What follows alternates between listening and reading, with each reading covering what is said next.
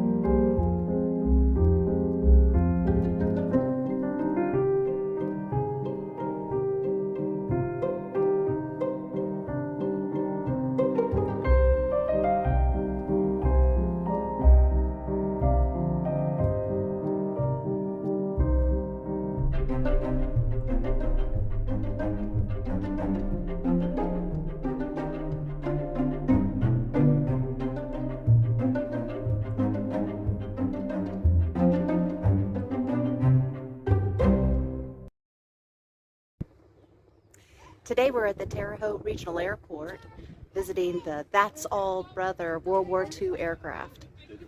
We're going to take some video, show you around, and see what you think. Let's go.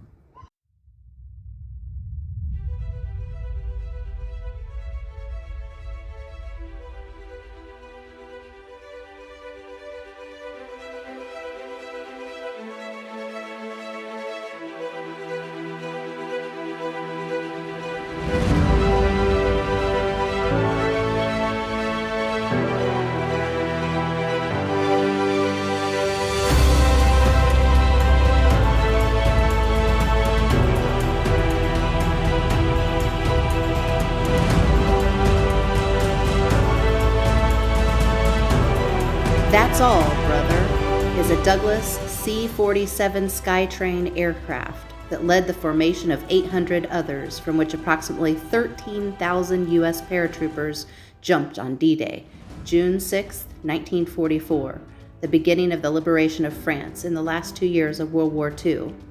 After the war, it was returned to the United States and sold to civilian owners, eventually falling victim to neglect until it was found in Oshkosh, Wisconsin, in 2015, facing imminent disassembly to be converted into a modern turbine aircraft.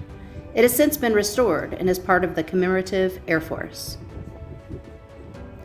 The C-47's name, painted on its nose, was chosen by Air Force Lieutenant Colonel John Donaldson, commander of the 87th Fighter Bomber Squadron, who flew the plane during the operation, as a message to Adolf Hitler that Nazi Germany's days were numbered. It was successfully flown again in 2018 and has been exhibited at air shows. After further refitting, it has been flown across the Atlantic with other historic aircraft that took part in the invasion to commemorate its 75th anniversary. All that stuff, that weighed about 80 pounds. This is the route, these are all the bases that they took off from. Because since there were 800 of them and it was in 2 waves, they left the navigation and the distances and so on that they gave the crew. And the picture you see right here, that's the actual crew that flew the mission.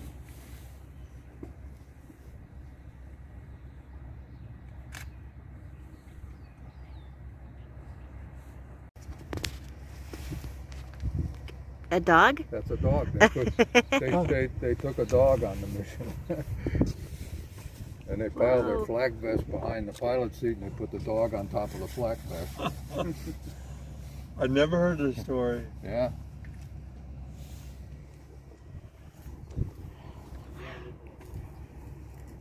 We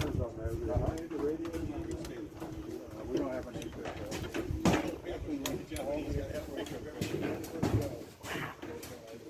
Wow.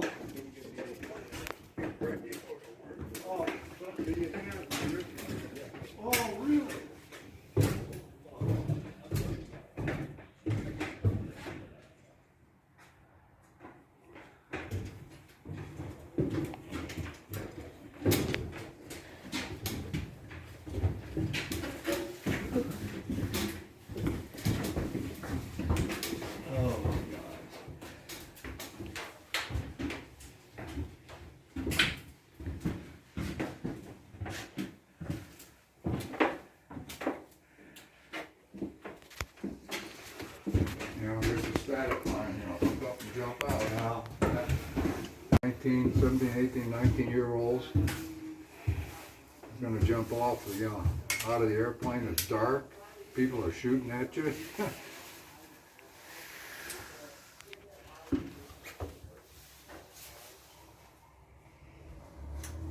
And the plugs you see in the window, if later on during the war when they were landing troops on grass strips and so on, if they started to be shot at, then the guys inside could pull the plugs and shoot back at them instead of shooting out the windows.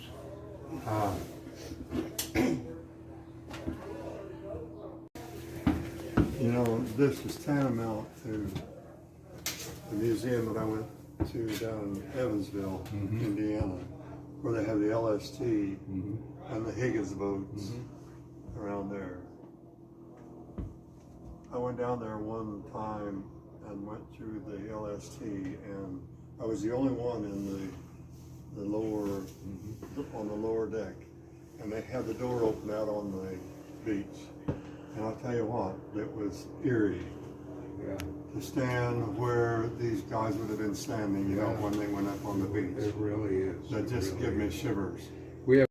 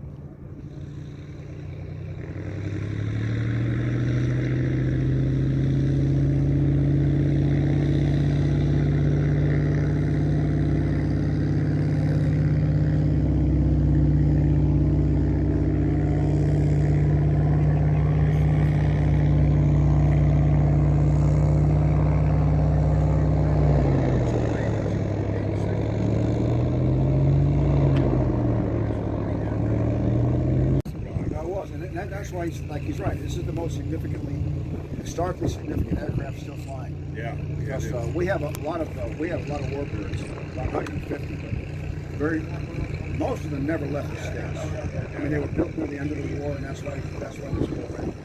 This is one of the few that actually went over and this shows you about this invasion stripes. The story about the stripes was they decided that they had to do something to make the airplanes look significant, because in the past they've had Navy invasions in Sicily. They had the Navy shooting down some Army airplanes. And so the idea they put the stripes on so that they would be obvious from the ground, like you see them on top of there. Also especially on the top. But the thing was, in order back, they didn't want to let that out too soon. The Germans might know. So 3 days prior, they told them everybody's going to make here. Because there were over 1,000 of these, at least 5,000 or 6,000 fighters, 2,000 or 3,000 bombers involved back then. There was a lot of black and white paint, and so it was kind of, sloppy. Yeah, it does. So that's what that's about. A little bit. That's actually to recreate what it looked like. Yeah. And that little green patch there was because that's where they when you were assigned a certain airplane, they would use chalk and write down the number of your ship, depending on your platoon, your battalion, whatever. So that's why they call it a chalk.